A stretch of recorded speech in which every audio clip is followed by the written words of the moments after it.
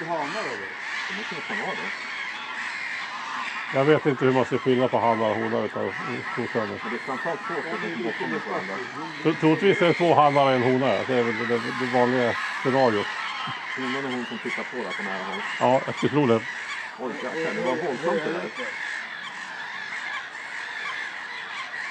Ja, Då sparkar man på dem och försöker de...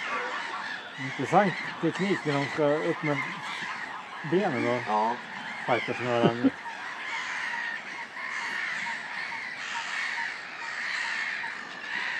jag tycker honan passar till också ibland.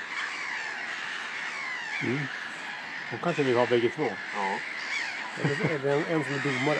Ja, kan vara så. App, nu Precis. särar det på. Ja. Jag sparkar över bältet.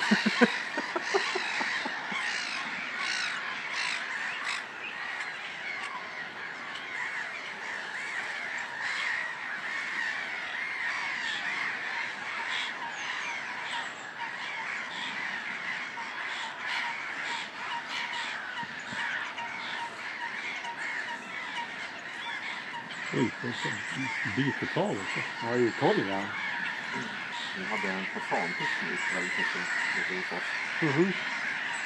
Man har hittat en hona som han verkade uppfatta väldigt mycket. Då har vi ett stånbärshå i närheten där det ser ut som att andra tyckte de var ett bra pass. Ja, någon morgon så gick han liksom och vred den fina sidan mot henne hela tiden.